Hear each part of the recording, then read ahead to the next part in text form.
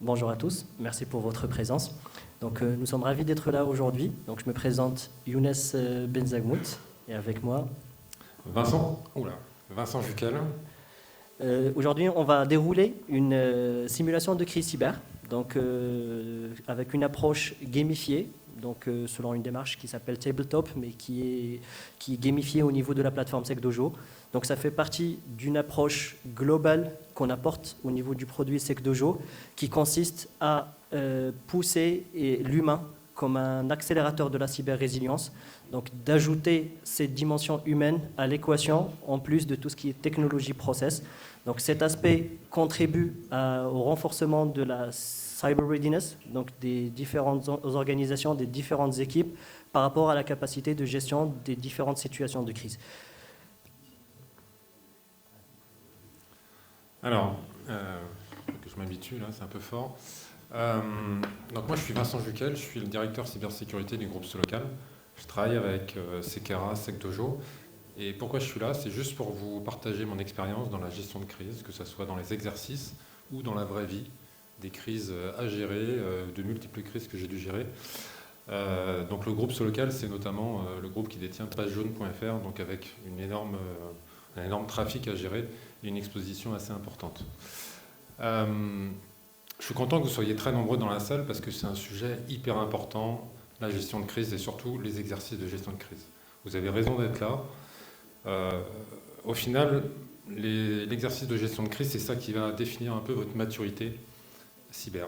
Pourquoi? Parce que c'est ça qui va permettre de tester votre organisation, votre outillage, et aussi comment tout le monde se coordonne et comment en fait on acquiert ou pas les bons réflexes. Dans une crise cyber, on a très peu de temps. Le temps est contre nous, à chaque fois c'est la course contre la montre. Dès le premier instant où la crise est déclenchée, on se pose la question qu'est-ce qu'on doit faire? Et justement, on ne doit pas se poser ces questions. On doit avoir des automatismes. Des automatismes, que ça soit dans les équipes IT, mais pas que. C'est toute l'organisation qui est sous tension à ce moment-là.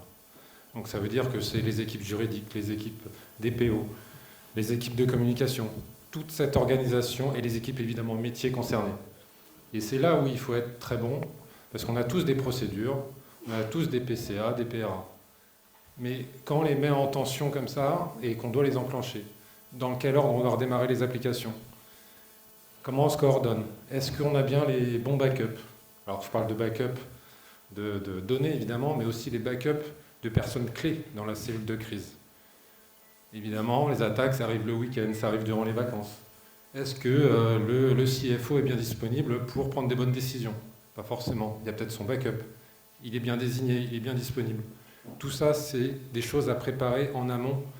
C'est de l'anticipation. Et c'est ça qui est clé dans la gestion de crise. Et c'est les exercices de crise qui vont nous montrer qu'on est prêt ou on n'est pas prêt. On a toujours des choses à améliorer, mais pour le savoir et pour le tester, il faut justement faire ces exercices de crise. Donc c'est vraiment tout l'intérêt et on a tous à s'améliorer. Et après, avant de passer au slide suivant et dans le vif du sujet, il y a deux types de gestion de crise, de simulation de gestion de crise. Il y a les gestions de crise stratégiques, où là, ça va être plus le top management qu'on va essayer de stimuler pour qu'ils prennent les bonnes décisions.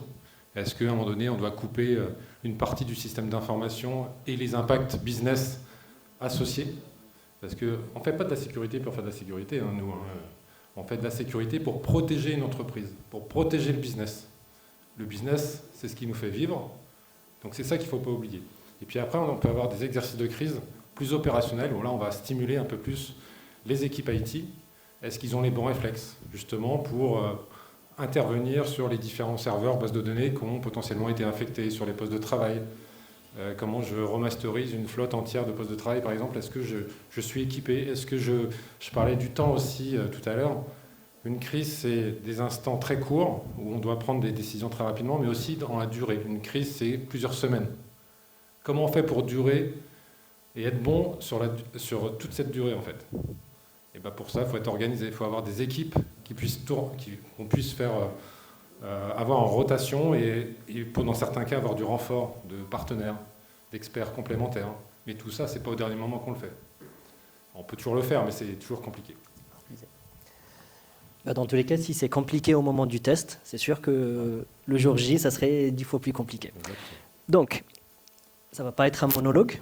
Donc, ce qu'on vous propose, c'est vous scannez ce QR code, vous allez avoir une interface d'inscription sur laquelle vous pouvez créer un compte et vous allez voir au fur et à mesure des stimuli avec des décisions à prendre. Donc, soit des fois, vous allez être dans une position de RSSI, d'autres dans une position de gestionnaire de crise. Et on va faire ensemble les différents stimuli. Vous allez répondre. À la fin, on va afficher les stats sur chacun des stimuli, combien de réponses justes, combien de réponses moins bonnes, parce que généralement, on va être sur la bonne réponse et la moins bonne avant la mauvaise. Et à la fin, on va faire un débrief stimuli par stimuli pour voir ensemble pourquoi chacune des décisions elle était moyenne, mauvaise et aussi pourquoi c'est la bonne. Donc on va attendre que vous puissiez créer des comptes. Donc normalement ça prend une petite minute.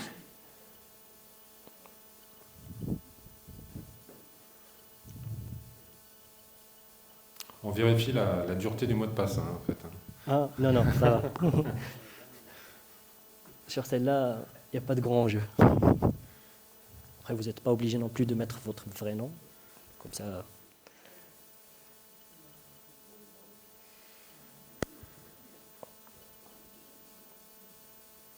Combien de personnes s'est inscrites, là? À peu près, on est... C'est bon.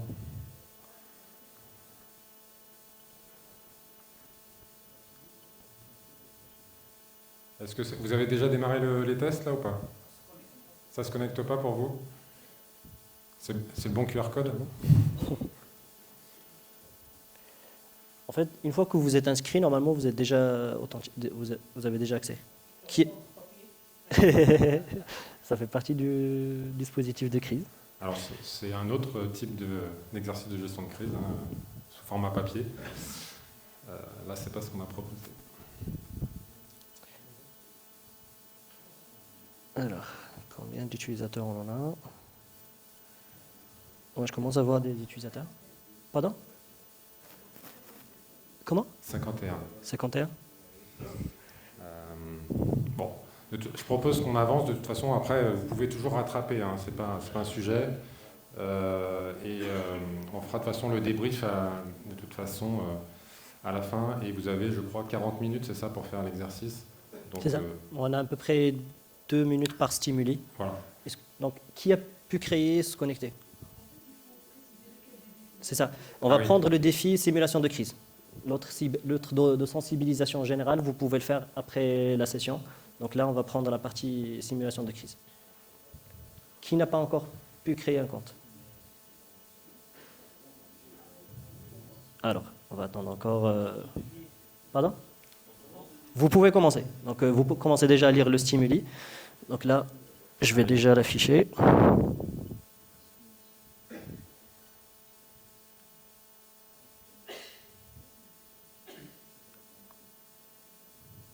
Donc, normalement, la plupart des personnes ont pu accéder au premier stimuli qui va s'afficher.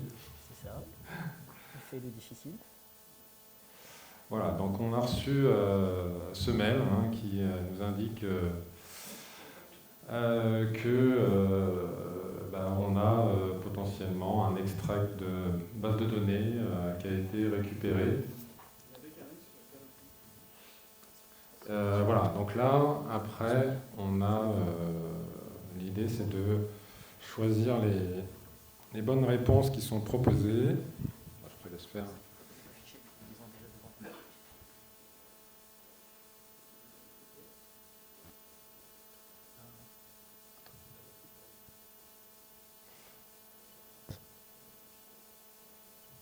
Donc là, c'est la notif un peu classique où voilà, on reçoit un mail d'un attaquant qui nous dit voilà, je vous ai piraté, je vous envoie un extrait d'une base de données. Voilà. Donc maintenant, qu'est-ce qu'on fait dans ce premier stimuli qui nous est adressé, en tout cas cette première notif?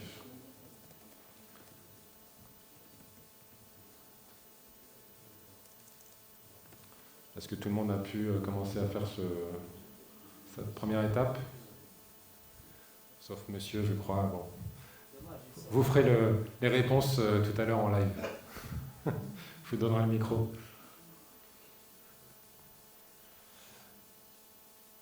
Ok. Et donc, demandez à l'équipe informatique et sécurité de vérifier la véracité du contenu du mail, ou sinon répondre au mail pour demander plus de détails, ou lancer la cellule de crise, ou déclarer aux autorités et la cyberassurance la compromission du système d'information. Voilà. Ça, c'est la première étape. Ne prenez pas les réponses que je fais, c'est des réponses bidons. C'est juste pour passer à l'étape suivante. Ensuite, qu'est-ce qu'on a? Alors, donc, une fois qu'on a communiqué ce mail à l'équipe sécurité, à l'équipe technique pour investigation, donc les premiers résultats remontent que c'est un extrait de la base de données du CRM. Donc le CRM qui est un système d'information sensible. Par exemple, si on se projette au Maroc au sens de la loi 0520, c'est un système c'est une application qui est exposée sur Internet, qui a été développée en interne. Donc ça, c'est des remontées voilà, dont vous êtes dans la cellule de crise, ces inputs vous arrivent. Donc ce système, il contient des données clients, des données collaborateurs, et ce système fait tourner quand même une partie importante du business, et son indisponibilité aura un impact métier business direct et une perte de 10 millions par jour, 10 millions de dollars, pour mettre un peu la pression. Donc, à ce moment-là, c'est la panique totale. Et donc, on a 4 options comme coordinateur de la cellule de crise, et on doit choisir 3 actions sur les 4. Il y en a une à ne pas cocher. À lancer immédiatement. À lancer immédiatement. Immédiatement, exactement. Donc là, c'est la première chose à faire à ce stade. Donc, une petite minute pour que vous puissiez réfléchir un petit peu. Il faut choisir les 3 bonnes, les 3 prioritaires. Parce que dans ce cas notamment, les 4 se défendent, mais il y en a 3 à faire sur les 4. Ok? Je vais faire une au pif. Ne la prenez pas. C'est bon? Donc suite à ça, quelques heures après, voire quelques jours après, on reçoit un deuxième mail du groupe d'attaquants qui menace de publier les données exfiltrées avec l'intention de nuire. Et donc ça va mettre potentiellement en difficulté l'entreprise vis-à-vis de ses clients et des différentes autorités dont elle dépend. Alors, et dans ce cas-là, il peut y avoir des désaccords au sein de la cellule de crise parce qu'il y a différents points de vue. Maintenant, il faut prendre une décision. Et donc, en tant que coordinateur de la cellule de crise, qu'est-ce que vous devez choisir comme option à prendre? Donc, soit payer la rançon pour éviter la mise en ligne des données volées et s'assurer... Je ne connais pas les réponses par cœur. Et s'assurer que les attaquants ne feront pas plus d'impact au système d'information, ou sinon envoyer une communication interne aux collaborateurs concernant l'incident de sécurité et fournir quelques informations sur l'incident et sur la vigilance à avoir, ou sinon informer directement tous nos clients par rapport à ce qui se passe, et puis sur la fuite de données, sur la compromission de notre système d'information, ou sinon on ne communique pas du tout sur la crise. Voilà, donc des réponses assez différentes. Une option à choisir. Et il y a exactement une bonne réponse. Il y a une réponse qui est la plus adaptée au contexte en tout cas. Est-ce que tout le monde est au même avancement que nous ou est-ce qu'on va un peu trop vite? Ça va? Levez la main s'il y a des choses. De toute façon, tout à l'heure, on va débriefer de manière complète.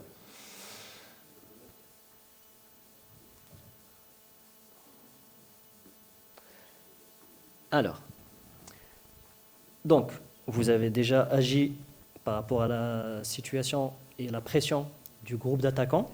Donc là, votre équipe technique vous donne à nouveau un nouveau input et de nouvelles informations liées à l'analyse. Donc, suite à l'analyse, les équipes ont constaté qu'avec l'appui de cabinets spécialisés, ils ont constaté que l'application elle est vulnérable, elle a un certain nombre de vulnérabilités applicatives, donc notamment des injections SQL et des failles d'exécution de code. Et donc, ces vulnérabilités, l'exploitation, elle s'est avérée difficile. Donc, pour aller mettre un peu plus de contexte, ça a été détecté en faisant aussi une analyse de code en parallèle. Et donc, l'exploitabilité, quand même, il faut passer du temps, donc des jours et des semaines pour pouvoir éventuellement y arriver. L'autre faiblesse qu'ils ont trouvée, c'est que cette application faisait une sauvegarde de la base de données sur un espace SharePoint. Et cet espace SharePoint, il était accessible à tous les utilisateurs de l'entreprise. Et pour la précision, ce que vous voyez ici, c'est une reprise d'un scénario réel. Donc c'est inspiré d'une histoire vraie. Et donc, à ce niveau-là, en tant que coordinateur de la cellule de crise, vous avez deux pistes d'investigation qui s'offrent à vous. Donc, soit vous allez approfondir la piste des vulnérabilités applicatives et de voir si c'est vraiment par ce chemin qu'ils sont passés, ou la deuxième, l'histoire de backup SharePoint. Et ce qu'il faut savoir, ici on le fait un peu d'un point de vue pour faciliter, quand on est en train de faire une investigation et des approfondissements des investigations, on n'a pas un chemin ou deux à vérifier, on en a une centaine. Et donc, il faut toujours qu'on puisse choisir qu'est-ce qu'on va investiguer en priorité. Donc là, comme étant un coordinateur de la cellule de crise, notamment votre prestataire d'investigation forensique, il vous demande qu'est-ce qu'il faut prioriser, vous devez apporter une réponse. Et c'est un réflexe managérial, tactique à ce niveau-là. Et les analystes SOC, ils ont l'air bien. Hein. J'ai l'impression que c'est des gens de Sequera. Mais... Ah, c'est ça. Merci beaucoup. Peut-être aussi rajouter, on parle de vulnérabilité, dans le contexte qu'on a aujourd'hui, notamment des 0 day, on voit que les 0 day, c'est en quelques heures qu'ils sont exploités. Avant, c'était quelques mois. Aujourd'hui, c'est quelques heures. Notamment là, chez la vulnérabilité Ivanti, qui est sortie il y a quelques semaines, il y a le mois dernier, quoi. C'était en quelques heures qu'a été exploité, et c'est comme ça que ça s'est répandu de partout. C'est ça. Donc, on va recoucher aléatoirement, et on va avancer. Donc ensuite, la piste d'accès non autorisé à la sauvegarde de la base de données a été retenue. Et donc maintenant, lequel des choix suivants vous feriez en matière de gestion de crise cyber? Donc soit on se concentre 100% des équipes sur l'investigation, pour ne pas se disperser, on se dit, voilà, c'est ça qu'il y a à faire, on met tous les efforts là-dessus. Soit on répartit les efforts de manière flexible sur les chantiers d'investigation, et en même temps sur la remédiation des faiblesses par les équipes d'investigation. Voilà. Donc soit on répartit, soit on met 100% de nos efforts là où on pense que ça va être pertinent.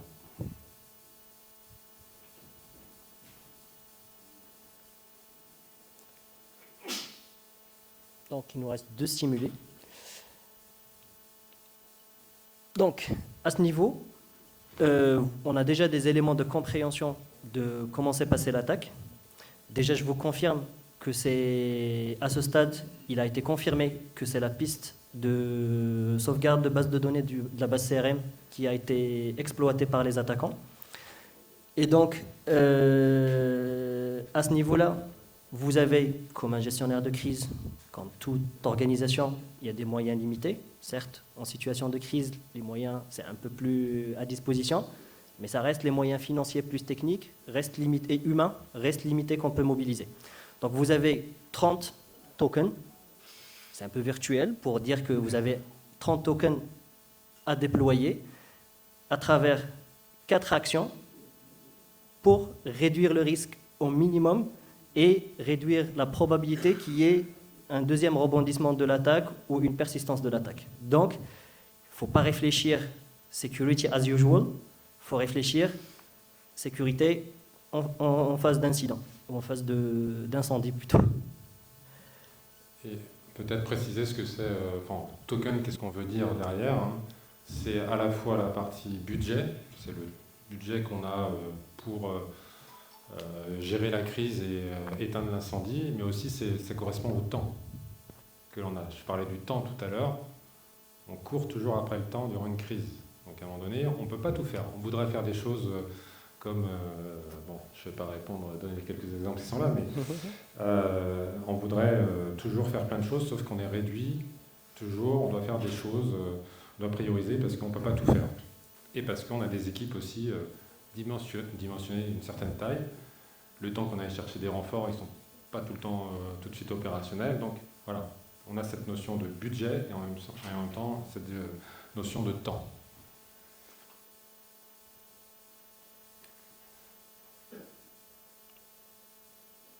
Dernier stimuli.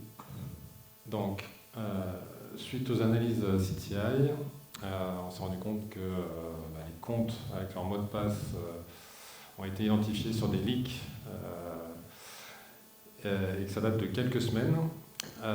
Plusieurs identifiants se sont avérés valides et après analyse des logs, plusieurs de ces comptes ont accédé au backup de la database sur SharePoint depuis des adresses IP suspicieuses.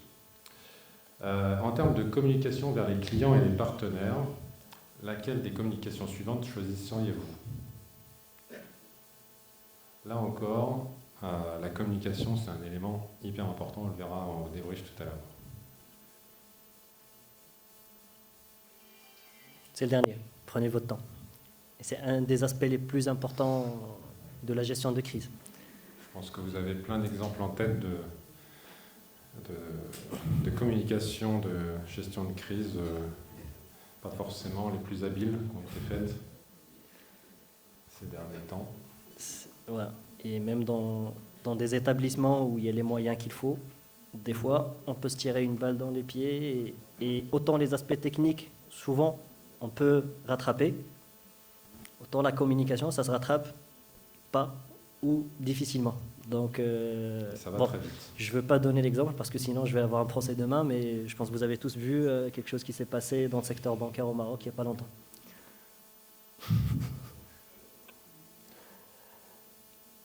Est-ce que tout le monde a terminé? Qui n'a pas terminé? Non. Je vois un non. Alors, qui a terminé? Comme ça. Ok, on vous laisse quelques instants, évidemment.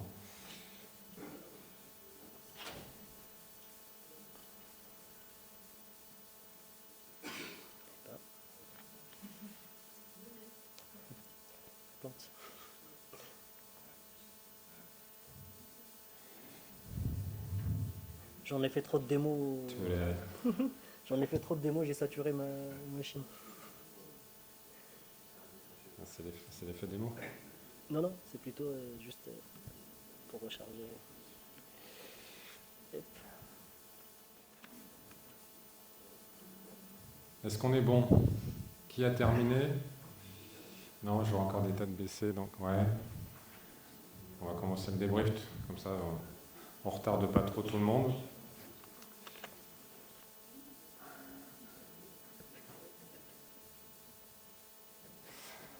Les deux PC, je pense.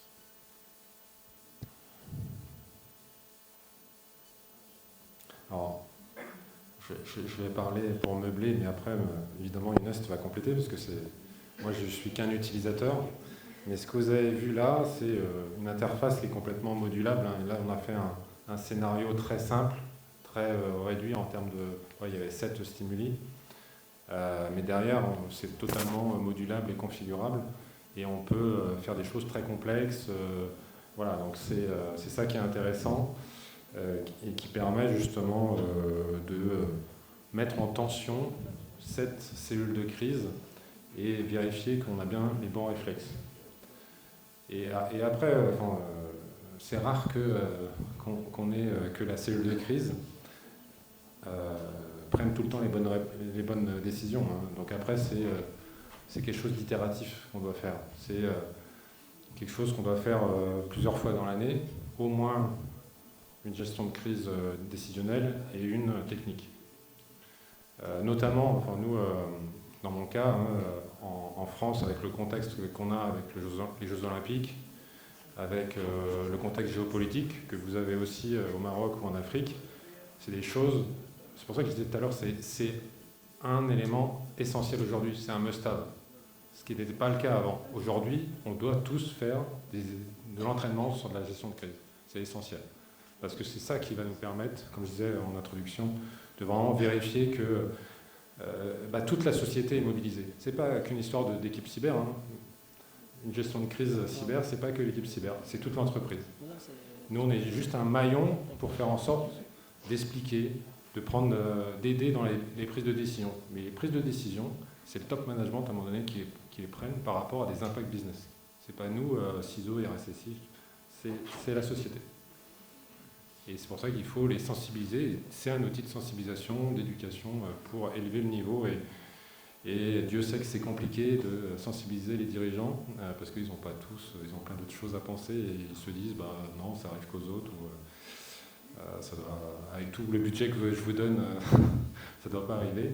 Mais voilà, on est tous face à une menace grandissante et on n'est pas invincible malheureusement, donc il faut se préparer à ce que l'attaque soit la moins impactante possible pour le système d'information. C'est bon. Je donne juste la stat et après je te laisse éventuellement commenter. Donc par rapport au premier stimuli sur lequel donc sur lequel vous avez reçu le mail de l'attaquant et qu'il fallait prendre une décision sur les actions prioritaires.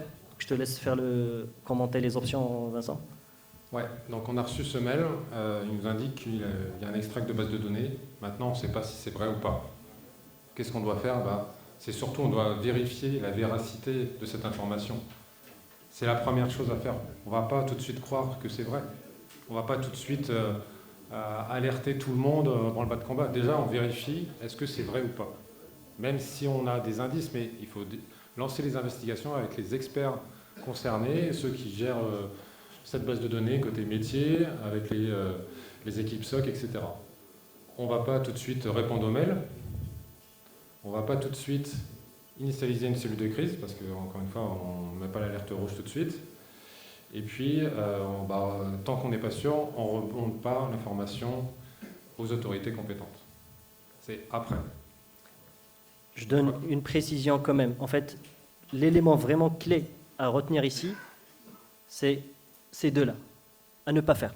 En fait, il faut maîtriser déjà la définition d'une crise cyber.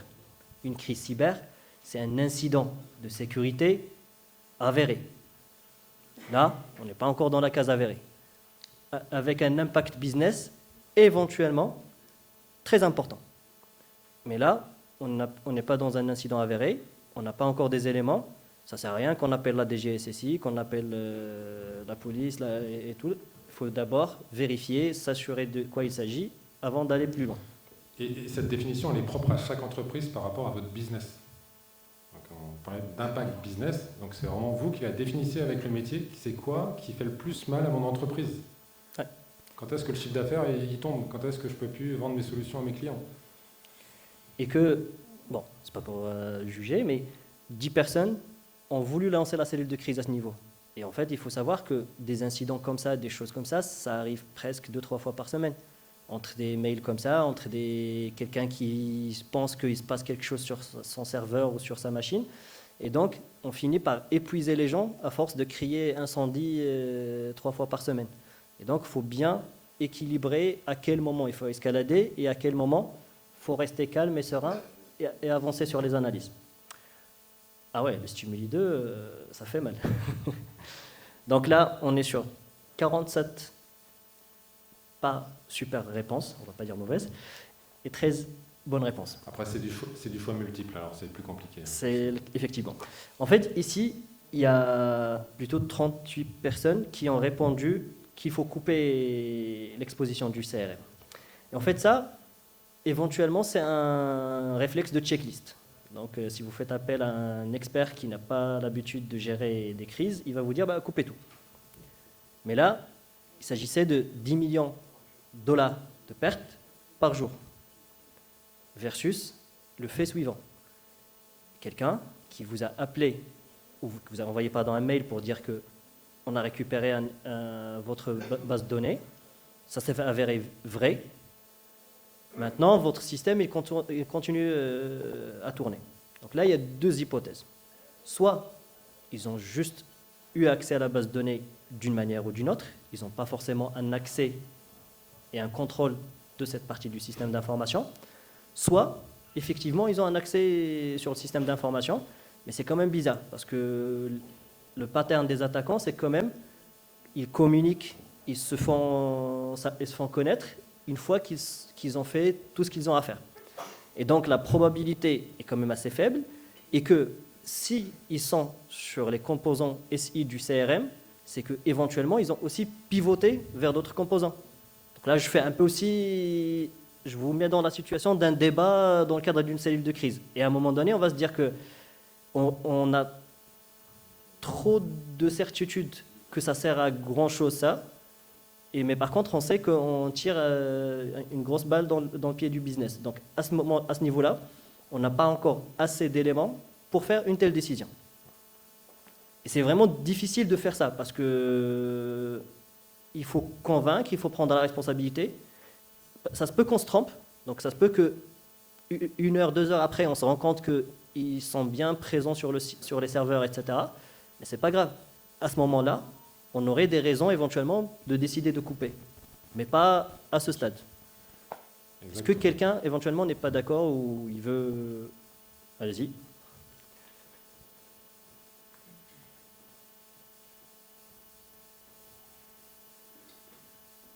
En fait, je peux être d'accord comme je peux ne pas l'être, parce que en fait, si on parle d'un système utilisé par plusieurs agences, par exemple, si on le coupe d'un seul coup, ça risque de créer une autre panique, donc d'autres préoccupations. Par contre, si l'attaquant a accédé à la donnée, donc il a changé son intégrité, donc il a changé des informations, et mon business... Et si c'est le cas, donc on ne le sait pas encore. Mais on ne sait pas non plus. En fait, c'est ça la difficulté de l'exercice, c'est qu'on peut toujours considérer le pire. Il faut toujours considérer le pire. Mais il faut, au fur et à mesure, faire des choix équilibrés entre l'idéal cyber et technique et la réalité du business. Et il faut trouver un juste milieu. Oui, ça peut. En fait, il se peut que l'attaquant a fait des changements sur les données pour impacter le business, ne serait-ce que changer des RIB, par exemple, ne serait-ce que changer des tarifs. Et du coup, les agents qui sont en relation avec les clients, ça risque de vendre avec des prix qui vont impacter les marges et tout ça. C'est pour ça donc, à ce niveau-là, on ne dit pas que c'est bon, on ne fait rien et on arrête. Non, c'est juste qu'on ne fait pas ça, on continue toute l'analyse, toutes les investigations, on essaie de chercher ce que vous avez notamment dit, est-ce qu'ils sont toujours présents sur les serveurs, est-ce qu'ils ont altéré l'intégrité de certaines données, etc. Donc tout ça, il faut que ce soit investigué, mais il ne faut pas prendre une décision qui aura un impact fatal sur le business si on n'a pas quelque chose, un ROI à présenter. Parce que réellement, présentez-moi le ROI de le couper. Pour moi, il y a une action intermédiaire. En fait, c'est de sensibiliser, par exemple, les agents qui utilisent le CRM pour lancer des opérations consistantes, c'est-à-dire pour gérer par exemple des fonds énormes ou des opérations importantes, de checker les données sur les dossiers papier, par exemple. En fait, c'était le stimulus suivant. C'était une communication interne pour notamment... Bref, je spoil...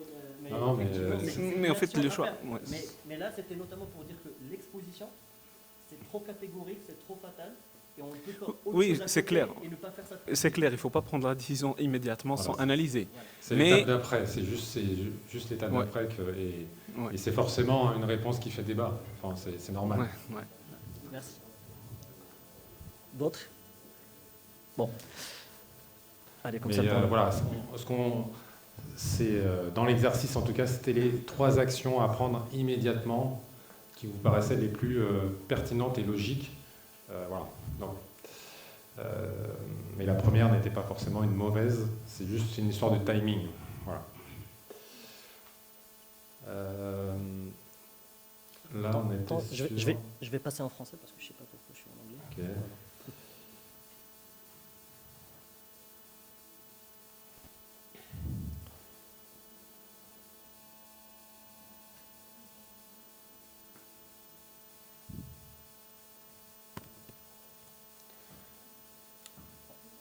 débranche encore. Non mais bon, laisse en anglais, c'est pas grave.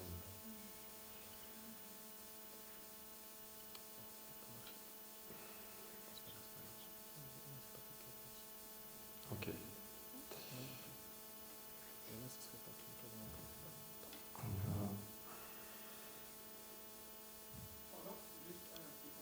Ouais.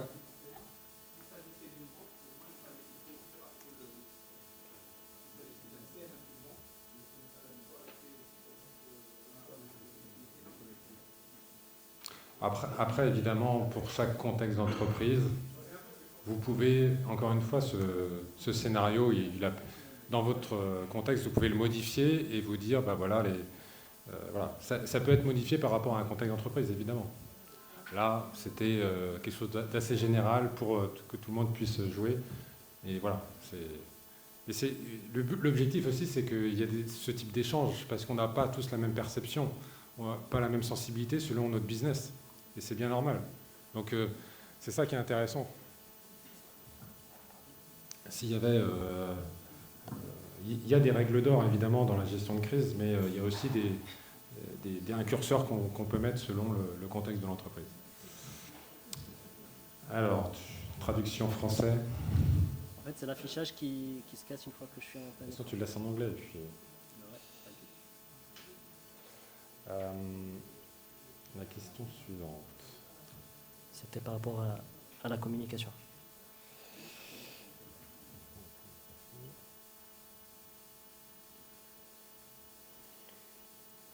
Donc la question suivante, c'était sur la communication.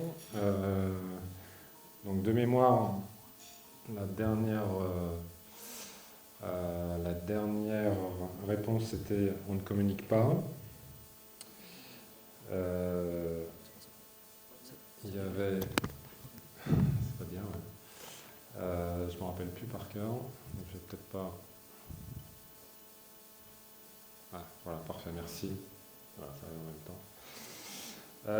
Soit payer une rançon, comme ça on se débarrasse du problème, et puis on passe à autre chose, en espérant que tout va bien après. Soit on envoie une communication en interne aux collaborateurs, et donc c'était celle-là qu'il fallait sélectionner. Soit on informe les clients de la fuite des données, et que notre système d'information est compromis, voilà. Ou soit on ne communique pas. Donc la meilleure réponse, c'était on informe déjà en interne ce qui se passe, nos collaborateurs pour les rassurer, pour leur dire aussi qu'on a besoin d'eux, parce que durant une crise cyber, on a besoin que toute l'entreprise soit mobilisée. Chacun est acteur. Et pour l'avoir vécu, c'est essentiel que toute l'entreprise soit debout et marche côte à côte pour faire face, pour se mobiliser, pour s'entraider. Et donc ça, c'est important qu'on communique déjà en interne sur l'incident de sécurité. Alors évidemment, il peut y avoir des fuites, mais c'est normal de communiquer déjà en interne sur le problème. Et évidemment, fournir des instructions de vigilance sur voilà, rappeler les bonnes pratiques ou des vigilances particulières par rapport à l'incident. Voilà. Et remonter évidemment tout événement douteux comme d'habitude, mais là encore plus. Évidemment, on ne communique pas sur la crise tout de suite, là, à la va-vite. On n'informe pas nos clients juste pour dire on s'est fait attaquer, on est compromis, voilà. Non, c'est quelque chose, encore une fois, qu'on verra après, à la fin. La communication, c'est un vrai sujet. Si on le fait mal, ça peut avoir des effets très néfastes sur l'entreprise en termes d'image. Et après, c'est relayé sur les réseaux sociaux, on n'a plus le contrôle. Et c'est là, notamment pour les entreprises cotées ou des banques, ça peut avoir des impacts très importants pour toute la partie client, notamment. Et évidemment, on ne paye pas de rançon comme ça pour se dire que tout ira mieux après. Évidemment, ça se passe rarement comme ça. Souvent, il y a un billard en 2 bandes, tu payes la rançon et après, les données sont quand même publiées. Donc voilà. Et il y a aussi un pattern qu'il faut vraiment éviter, c'est que vos équipes internes découvrent la crise et le problème des sources extérieures. Donc ça crée vraiment des frustrations, ça crée des tensions, ça crée des déceptions. Et donc c'est pour ça qu'il faut toujours mobiliser les équipes et les sensibiliser, et notamment, comme ça a été dit, leur expliquer c'est quoi leur rôle, notamment les points de vigilance qu'ils doivent aussi avoir de leur côté. Alors, sur le stimuli qui était lié au fait qu'il y avait 2 chemins d'attaque possibles et qu'il fallait faire une priorisation sur la piste à prioriser. Donc on a notamment 20 réponses qui ont privilégié que d'approfondir la piste d'exploitation de vulnérabilité applicative. Donc là, je vais vous le résumer de manière très synthétique. En fait, dans la gestion de crise cyber, un peu comme dans la géopolitique, quand il y a 2 hypothèses probables, on favorise toujours la plus simple, la plus straightforward. Et réellement, pourquoi il faut faire aussi adopter ce chemin ou cette logique? Parce que les attaquants, en grande majorité, agissent en mode industriel. Ça veut dire qu'ils vont exploiter une vulnérabilité sur Ivanti, sur Fortinet, etc. Ils vont chercher toutes les adresses IP dans le monde qui sont concernées par cette vulnérabilité et ils vont exploiter, ils ne sauront même pas quelles sont les cibles qui ont été touchées. Et donc, c'est souvent un mode industriel où ils vont tomber sur des fuites de mots de passe avec des passwords stealers. Et là, ils vont les exploiter pour accéder, pour récupérer des données sensibles et demander des rançons. Donc, toujours, dans le plan de priorisation des investigations, des approfondissements, toujours prioriser d'abord les chemins faciles, plus ou moins basiques, avant d'aller aux chemins les plus complexes et les moins probables en quelque sorte. En question 5, on a un très bon taux. Exact. Donc sur la partie sur quoi on se concentre. Et effectivement, la bonne réponse était de répartir ses efforts sur évidemment le chantier d'investigation et de remédiation. Donc c'est ça qu'il faut faire. On ne met pas tous les œufs dans le même panier, comme on dit. On a des investigations à continuer qui sont très importantes. On a des actions de remédiation qui sont d'autant plus importantes. Encore une fois, il faut penser business, reprise business. À un moment donné, le business, si on a une solution en mode dégradé à mettre en place, on la met en place. Parce que ça préserve le business de l'entreprise.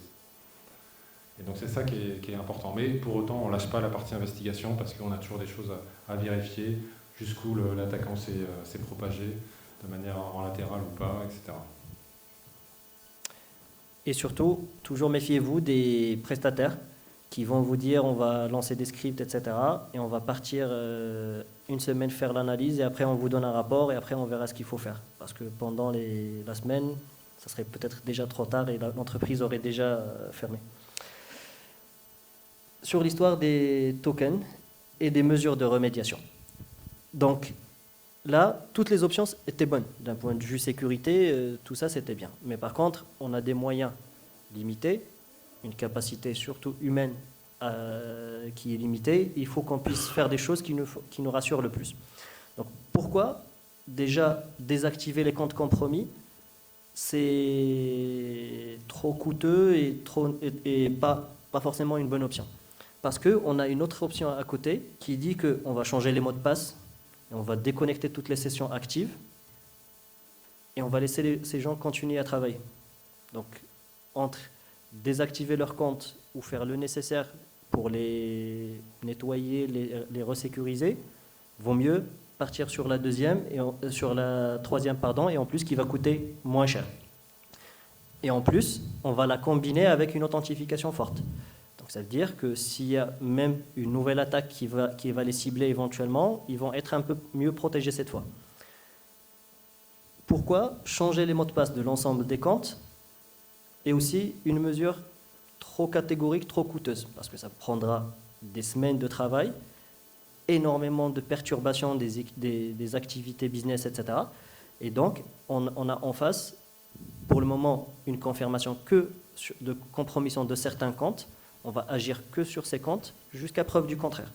Il faut être toujours raisonnable en termes par rapport aux convictions et preuves qu'on a liées par rapport aux différents aspects. Et ensuite, on a le choix entre réinstaller l'ensemble des postes de travail du parc, qui est une mesure dans l'absolu bien. Mais par contre, ça prendra des mois. Surtout si on est sur des agences réparties un peu partout dans un pays ou un peu partout dans le monde. Alors qu'on peut agir que par rapport aux utilisateurs concernés, récupérer leurs postes, leur attribuer de nouveaux postes pour qu'ils puissent continuer à travailler. Et ces postes, on va les investiguer, les réinstaller éventuellement. Donc là, les trois options qui sont les plus équilibrées, c'est qu'on puisse passer en authentification forte pour couper l'herbe sous le pied de l'attaquant pour qu'il puisse puisse pas nous refaire un autre coup. Ensuite, on change les mots de passe et on kill. Et surtout, il ne faut pas oublier de killer les sessions qui sont actives parce que des fois, même en changeant le mot de passe, l'attaquant gardera quand même l'accès sur les comptes. Et enfin, confiner que les postes éventuellement des personnes qui se sont avérées impactées. Ah, c'est top. Côté communication, c'est là où j'avais un peu de doute. Donc, c'est top. Ouais, très, très bon taux. Évidemment, c'est la dernière. Donc, ce n'est pas la première parce que c'est une communication trop technique qui ne va pas parler en fait à, on va dire, à une personne lambda. Elle ne connaît pas ces abréviations, donc ce n'est pas du tout une communication appropriée. La deuxième, évidemment, non plus, parce qu'en fait, c'est une non-communication. Au final, c'est une communication pour dire on est potentiellement attaqué, on n'est pas sûr, on vous tient au courant. Bon, vaut mieux dans ce cas-là trop rien dire. Et la troisième, c'est un manque de clarté. On vous tient informé, nous vous rassurons que l'intégrité et la disponibilité de notre système d'information n'ont pas été compromises, mais pour autant, on pense quand même qu'on s'est fait attaquer. Donc, c'est loin d'être clair et ça amène un doute. Donc, s'il y a un doute, c'est jamais bon en termes de communication et ça va amener une petite graine qui va germer dans la tête des gens et c'est jamais bon. Donc la dernière est très claire, ça permet d'afficher clairement qu'on s'est fait attaquer, qu'on gère la situation, qu'on va les tenir au courant. On aura pu rajouter aussi le fait qu'on a averti aussi les autorités compétentes par rapport à cette attaque, que tout ça est géré. Là on ne l'a pas mise, mais c'est ce qui est fait généralement. Et voilà, donc c'est bravo à vous parce que là vous avez été quasiment tous à répondre à la bonne réponse. Voilà, donc en quelques mots pour retenir. La première, trop de jargon technique, c'est jamais une bonne idée.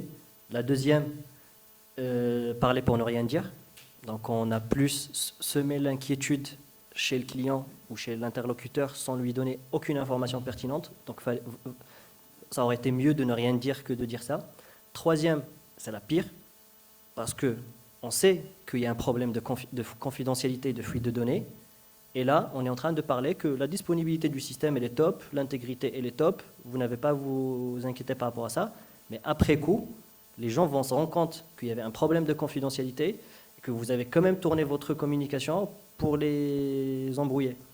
Et là, ça se passera quand même assez mal par la suite, parce que là, ça saura que c'était malhonnête, c'était quand même bien tourné, mais que quand même c'était malhonnête. Et donc, vaut mieux être honnête et surtout communiquer avec le client par rapport à son vrai problème. His concern. Là, l'intégrité et la disponibilité, c'est mon problème, parce que je veux que mon CRM continue à être utilisé. Mais réellement, le client, il s'en fout un peu. Donc, il faut aller lui dire aussi que on pense qu'il y a peut-être un souci d'accès à certaines données, on est en train d'analyser, donc un peu ce qui est fait sur la quatrième. Pardon. Et je termine rapidement. Enfin, le dernier, c'est une communication très light, évidemment, qu'on vous a mise, mais ce type de template, c'est à construire, évidemment. Si vous ne l'avez pas déjà fait, il faut le faire tout de suite avec votre service communication, et puis après, il y a peut-être 2-3 mots à modifier quand vous vous faites attaquer, et puis voilà, vous avez déjà votre template qui est déjà préparé, vous en avez peut-être plusieurs par rapport à un contexte, et puis après, c'est bon.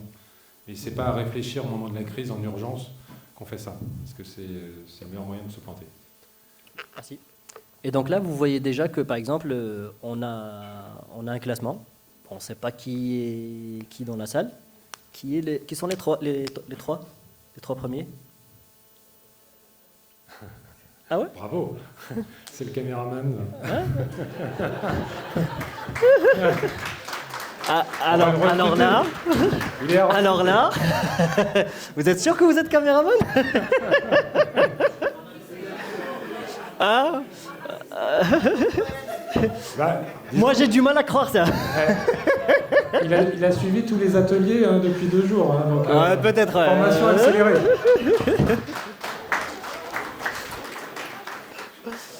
Ben, c'est top. Mais dans tous les cas, en fait là, on l'a fait un peu en mode simulation de crise. Et on a de la même manière, du même style, des choses un peu avec des mises en situation de phishing, de mise en situation de personnes qui ont reçu des appels frauduleux, comment ils doivent agir, etc. Donc, et l'approche vraiment qu'on apporte sur cet aspect sensibilisation, c'est qu'on engage les gens, que ce soit interactif, qu'on crée un peu de logique de compétition, pour notamment inciter les gens à partir, essayer de lire les modules, faire les exercices et de dire oh, on se revoit dans 6 mois, dans 3 mois, on se refait une session plénière comme ça. Et après, on peut donner des petits trophées, des petits trucs pour encourager. Mais notre conviction, c'est la meilleure manière pour sortir des formats de sensibilisation classiques où on court derrière les gens pour qu'ils suivent les sensibilisations. Pour là, ils seront, eux, preneurs pour aller s'entraîner, pratiquer, etc. Je vais vous dire juste quelques mots sur Sec Dojo, de manière générale, parce que ce qu'on a vu là, c'est un petit module. De la plateforme Sec Dojo. Merci. De sensibilisation. Voilà. Rapidement, notre paradigme en quelque sorte, c'est que la cyber-résilience, ça doit être traité selon 3 piliers. Il y en a 2 qui sont affichés, puis il y en a un qui est encore caché. La technologie, c'est important. Mais on n'est pas toujours obligé de chercher à avoir la solution leader Gartner ou la solution la plus next gen. Des fois, il suffit d'avoir une solution même open source ou une solution mid-market et mettre autour un bon process et ça donnera un meilleur résultat. Prenons l'exemple de DevSecOps, ceux qui ont déjà fait par exemple des projets DevSecOps. Imaginons que vous mettez en place une solution d'analyse de code. La solution va analyser les codes, va remonter aux développeurs des centaines, voire des milliers de vulnérabilités. Après, eux, avant que votre solution arrive, ils avaient déjà des besoins métiers qui, logiquement, leur remplissaient leur temps de travail à 100%. Donc, vos vulnérabilités qui vont arriver, ils trouveront où le temps pour les traiter. Maintenant, sinon, ils auront toujours un bouton rouge qui doit devenir bleu, qui va être plus prioritaire. Donc on va dire, ok, on va mettre un process, c'est que s'il y a une vulnérabilité critique, pas de mise en prod, pas de merge request, pas de build, rien ne se passe, on arrête tout jusqu'à ce que la vulnérabilité critique soit corrigée. Très bien. Donc, et là, on va voir le lendemain une vulnérabilité injection SQL méga critique, une vulnérabilité SSTI méga critique, une vulnérabilité XXE top en termes de criticité, mais le développeur, le pauvre, il ne sait pas du tout c'est quoi ça. Et donc, aujourd'hui, le vrai point de fail des initiatives de sécurité dans toutes les entreprises, ce n'est plus le budget, ça c'est derrière nous, parce que généralement, toutes les organisations aujourd'hui arrivent à avoir du budget parce que tout le monde, tous les décideurs commencent à savoir ce que ça peut faire une attaque ou une menace cyber. Mais le vrai point du fail, c'est 2 choses. C'est que dans le marché de la cyber, worldwide, on a peu et pas assez de profils cyber qualifiés. Et 2, c'est que les développeurs, les administrateurs système, ils n'ont pas de connaissances et pas de compétences cyber. Donc, on met des solutions pour détecter les vulnes, mais on sait déjà de base que les développeurs vont continuer à introduire les vulnes. Et par rapport à ça, on ne fera rien. Et donc, problème quand même d'approche. Et c'est exactement pour cette raison qu'on a, deuxième ligne, qu'on a une pénurie de ressources cyber notamment qui se développe d'une année à une année plutôt que l'inverse. Et donc l'offre et la demande qui continuent à diverger davantage, même dans des pays qui ont les moyens, les Émirats, les États-Unis, la France, l'Allemagne, tout ce que vous voulez, c'est qu'il y a un problème d'approche, ce n'est pas qu'un problème de moyens. Et c'est lié au fait à la nature du métier de la cyber. En fait, un métier de la cyber, c'est comme un pilote d'avion. La tolérance d'erreur, elle est minimale. Donc, on ne peut pas se permettre de donner à quelqu'un un accès au système d'information, administrer le firewall, faire une analyse de malware, administrer le CIEM, etc., s'il n'a pas une capacité opérationnelle. Donc, comme un pilote d'avion. Et malheureusement, aujourd'hui, un pilote d'avion ou un chirurgien, quand il est diplômé, il sait faire une opération, il sait décoller et atterrir son avion. Un profil cyber aujourd'hui, quand il est diplômé, il ne sait rien faire. Même en sortant de l'INPT, de l'NCIAS, de toutes les écoles que vous voulez, il n'est pas opérationnel. Pour la simple raison qu'il n'a pas d'entraînement pratique, il n'y a pas de logique de simulateur de vol, donc il n'a pas des situations réalistes de son quotidien à l'entreprise. Donc c'est une matière première qui arrive et il faut tout faire, au mieux. Et l'autre chose, c'est que les développeurs, les administrateurs système, pareil, ils arrivent, à peine ils savent développer, s'ils le savent le faire, mais s'ils le font, c'est que, soyez sûr, il va introduire une injection SQL, il va introduire une XSS, il va introduire tout ça parce qu'il n'est pas formé sur ça. Moi-même, je suis d'un parcours génie logiciel avant de tomber dans la cyber. Et puis, il n'y a pas que les débutants, hein. On a aussi des personnes qui sont en mobilité dans les entreprises, qui évoluent vers la cyber parce que ça leur plaît, mais il faut les former. Ouais. Et parce qu'on est en manque de compétences, on ne va pas refuser quelqu'un qui est très motivé pour faire de la cyber, il faut juste le former. Et pour ça, il faut avoir des outils pour le faire. Absolument, merci. C'est la transition idéale. Donc, SecDojo va s'adresser soit à des professionnels IT, soit à des profils cyber, soit aussi aux étudiants, parce que c'est là où le début de l'histoire se passe. Ce qu'on va proposer, c'est des parcours d'upskilling. C'est des gens qui sont dans la cyber et qui doivent monter en compétences et devenir opérationnels. Soit c'est le reskilling. Un administrateur réseau ou des administrateurs réseau, on n'a plus autant de besoins qu'avant, par exemple sur de l'administration réseau, on va faire une conversion vers de l'analyse SOC, etc. Et donc pour faire ça, c'est simple. Il y a des choses qui s'appellent des frameworks de cyber skills, type le NIS ou le ECSF, et aussi quelque chose qui arrive aussi prochainement au Maroc, qui sera publié par la DGSSI, qui est un framework national, pardon. Donc l'idée, c'est que ces frameworks vont prendre chacun des métiers, SOC analyst, pentester, etc., security architect, etc. Et donc vont définir pour chacun des métiers le knowledge, skills et abilities qu'il doit avoir. Et derrière, c'est construire une usine dans laquelle on peut mettre des gens. Ils ont un parcours sur 3 mois, 6 mois, 1 an. Et pendant ce parcours, ils vont acquérir le knowledge, les skills, le savoir-faire, décoller, atterrir l'avion, soleil, pluie, neige, etc.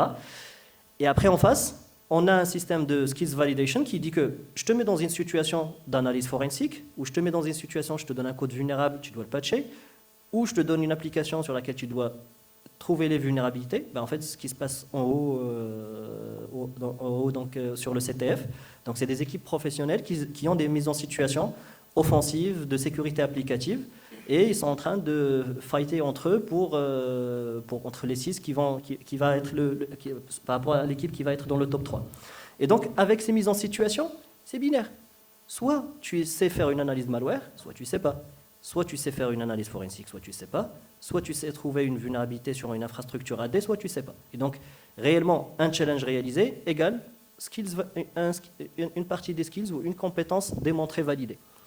Et la dernière partie de la proposition de valeur, c'est qu'on va accompagner à la fois les écoles et les universités et en même temps les entreprises, et derrière de pouvoir faire la mise en relation facilement entre des jeunes diplômés compétents et des entreprises qui recrutent. Et donc, globalement, pour résumer, SecDojo va apporter 2 réponses sur cette problématique. La première, c'est une expérience d'apprentissage complète qui commence du cours, des labs guidés jusqu'aux mises en situation les plus avancées, et avec une approche gamifiée, engageante, qui va un peu challenger les gens, qui va les pousser à chercher à vouloir faire plus, à vouloir gagner en termes de classement, d'évolution, etc. Et une deuxième partie de la proposition de valeur, c'est pouvoir évaluer de manière continue, dès le recrutement quand on veut recruter 10 profils et on n'a pas le temps de voir 100 candidats, ben, on définit un certain nombre de challenges qui correspondent aux compétences dont on a besoin. On donne un lien. 50 candidats, ils passent le challenge. Et là, on a notre shortlist de 10 ou de 15 ou de 5 dont on a besoin.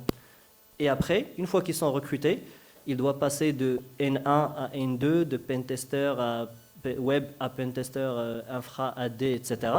Et bien là, en fait, on définit des objectifs et on sait les suivre pragmatiquement.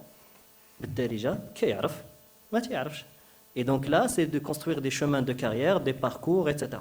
Et donc tout ça, c'est à travers 6 modules. Ce qu'on a vu aujourd'hui, c'est la partie cyber event, qui est une manière de gamification de tout ce qui est tabletop et simulation de crise. Ce qui se passe en haut, qui est une simulation, c'est un événement cyber drill qui est plutôt technique, où ils sont en train de faire des investigations, des analyses de malware, des pentests sur des infrastructures, etc. Donc la plateforme, c'est, selon la population, apporter les parcours nécessaires. Donc aujourd'hui, on va à la fois adresser les profils non techniques, donc les agents de vente, les chargés de relations clients, etc. Les membres des cellules de crise, on va leur donner les réflexes, les entraînements, etc. sur la gestion de crise. Les développeurs, les admin systèmes, Linux et Windows, et réseaux, et les pentesters et les SOC analystes. Donc aujourd'hui, c'est les parcours qu'on sait accompagner et on sait faire les reconversions nécessaires par rapport à ça. Et voilà, on travaille avec une bonne vingtaine de clients au Maroc, en France, depuis pas longtemps aussi aux Émirats. Donc voilà, et n'hésitez pas si vous avez des questions. J'arrête là parce que voilà, fin de journée c'est déjà compliqué. Merci beaucoup et surtout n'hésitez pas si vous avez des questions. On peut rester jusqu'à minuit si vous voulez.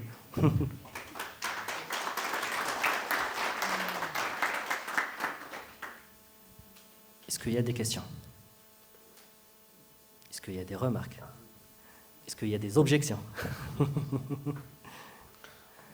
Moi, je vais faire un commentaire parce que durant différents ateliers auxquels j'ai assisté là, durant la semaine, j'ai entendu souvent que l'utilisateur, c'était le maillon faible.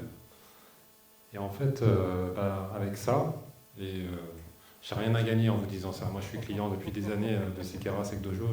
Voilà, je parle de manière assez transparente avec vous. Encore une fois, moi, c'est pour donner mon expérience et rien d'autre. Mais avec ça, ça vous permet de sensibiliser vos utilisateurs lambda, vos équipes tech et votre top management. Encore une fois, c'est un cycle en continu. On sait que la sensibilisation, il faut le faire tout le temps.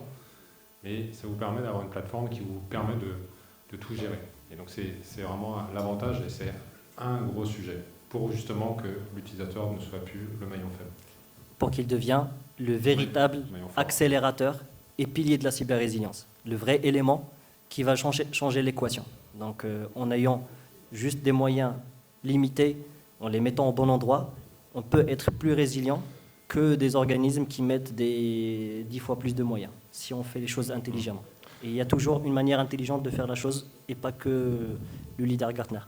Moi, je vais vous donner un exemple. Dans mon entreprise, on a des équipes et des budgets contraints, comme beaucoup d'entre vous, j'imagine.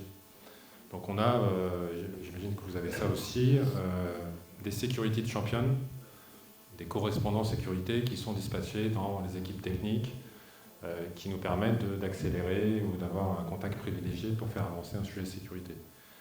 Ces security champions ou correspondants, ils n'ont pas tous le même niveau de maturité sur la sécurité. Des fois, c'est des devs, des fois, c'est des tech leads, des fois, c'est des chefs de projet. Peu importe. Ils sont intéressés pour faire de la cyber et c'est eux qui vont vous faire avancer les sujets. Par contre, il faut bien les embarquer. Et donc, c'est avec ce type de module qu'on arrive à les embarquer, à les former, à qu'ils soient plus réactifs, qui comprennent mieux les sujets et qui permettent de diffuser la sécurité dans les métiers, dans les différentes équipes, dans les squads, dans les différentes équipes techniques. Et ça, c'est super important parce que, évidemment, on a toujours besoin de plus de monde. Mais à un moment donné, on est contraint, on doit faire avec les populations que l'on a, les équipes qu'on a. Mais par contre, il faut les upscaler, donc les former. Et donc ça, c'est essentiel. Merci beaucoup, Vincent. Merci à tous. Je vais juste vous partager notamment le scoreboard, on va voir ensemble. Je suis notamment curieux pour voir ce qui se passe en termes de classement. Alors, donc là, normalement, il reste 29 minutes. Et en termes de classement, je vais voir si je reconnais les équipes. Alors, C'est serré, hein. ouais, c'est très serré. Je reconnais Nirsecure, pardon. Je reconnais Tijari. Et il y a une équipe que je ne reconnais pas, mais voilà. Bah ouais. Comme quoi, c'est bien aussi. Ça crée une compétition entre des entreprises dont le métier c'est de la cyber, des équipes notamment internes, notamment des organismes qui ont le moyen de monter des équipes internes, c'est très bien aussi. Mais voilà, donc globalement, la compétition c'est très bien. Et vraiment, j'ouvre une parenthèse. Quand on a organisé le premier drill en février avec la DGSSI, il y avait une forte inquiétude par rapport à cette logique d'afficher des classements, de mettre les gens en compétition, comme quoi certains ne vont pas apprécier qu'ils ne sont pas classés forcément premiers, etc. Mais sur le premier, on a eu 45 équipes. Sur celui-là, on a eu 70 équipes. Et donc, voilà. Il ne faut pas avoir peur de mettre les gens dans le challenge, de les mettre dans la pression, de les mettre un petit peu dans l'envie de s'améliorer. Et voilà, donc c'est ce qui marche et c'est ce qui permet d'avoir une approche engageante. Et j'arrête là pour ne pas vous fatiguer. Voilà. Merci. Merci à vous.